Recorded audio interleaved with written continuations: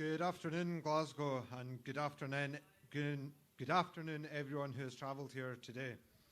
I should probably start by introducing myself, as I'm sure most of you will be wondering who's that randomer up there. I'm Hector Macleod. I'm here for the Alba party, and yes, I've just come down for the Isle of Skye. No, I'm no very big, but when talking about Scottish independence, I'm certainly no very shy. And I'm here for two reasons that I suspect are very similar to most of you here today. First, to tell the new king that I swear no allegiance to him or any member of the Crown.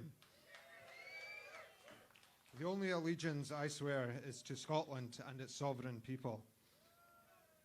And secondly, to support Scotland's call to dissolve this unequal union and reclaim our rightful place as an independent nation. I spent a long time considering what to speak about today. I considered the energy scandal of Scotland producing 6 times the amount of energy we need, yet our people are still shivering in their homes. I considered mentioning all the 65 countries that have become independent from the UK or British Empire, yet not one has asked to come back. I considered speaking about all the possibilities that could become available to Scotland to become a more positive, outlooking, rich, resourceful, and most importantly, happy nation with independence. But then I figured, you all know this, that's why you're here today. So I'm not going to speak about the case for independence, as we all know why we need it. The questions I suspect we have is how we get it. So I thought I'd give my tuppence on that, but do it in maybe a different way to others. I'm someone who likes to make analogies when talking.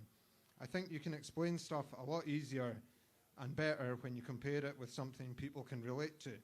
So I was thinking, how do I explain and compare this? And I've decided to be a bit bold, maybe even a bit risky, and I'm going to mix football and politics. Now don't worry, I said I decided to be bold, not daft, so I'm not going near club football. I'll stick with Scotland, but just in case the SFA don't involved in this, let's call it, say, Scotland United. In my opinion, football teams need 3 things to be successful. They need a good support, a good team, and a good manager. So let's compare these 3 things with the independence movement. And I apologise to those who might not know players I mentioned, but don't worry, you'll get the gist. So the support, that's all of us here today, and all of us that support independence. I think there's no question we have a good support. We are the Tartan Army United. Then the team. The way I see the team is, in defence, we have our local yes groups, and they have been performing brilliantly.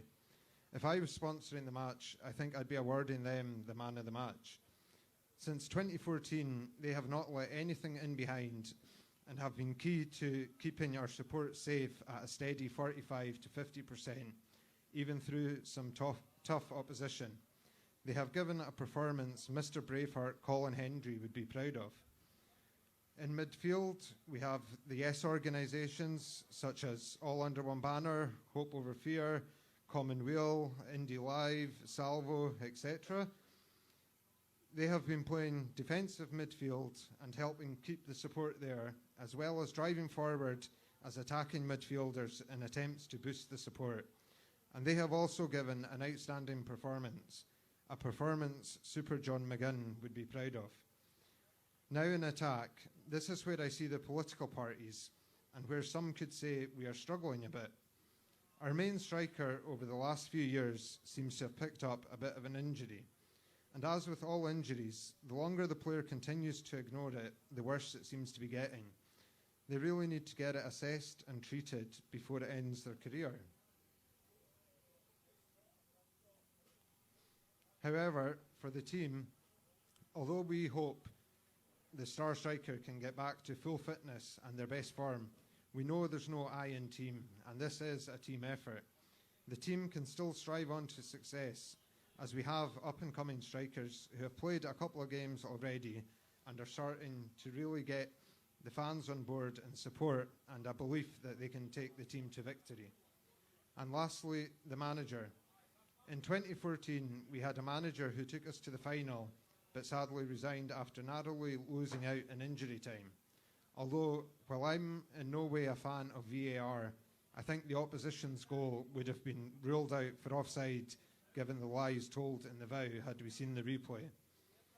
We then had a manager take over who, while winning some big games, they never quite got us to that final. So we now need a different manager.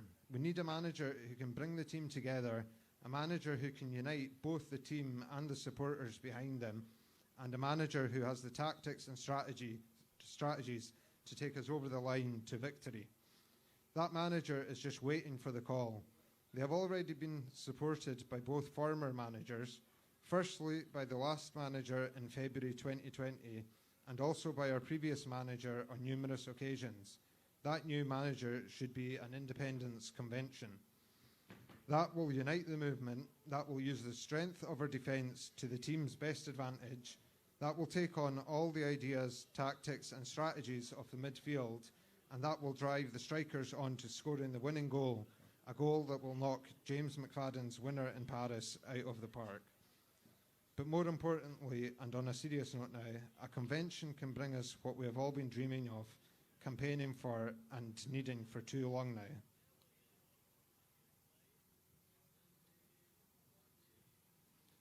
So I ask you please, when you get home, write to your MP, your MSPs, your councillors, bring it up at meetings, and let's get this convention called. Because I'll make no apology in saying that more of the same in what we're currently seeing just isn't going to cut it. We need to call for less talking and more action. No more cap in hand. It's independence we demand.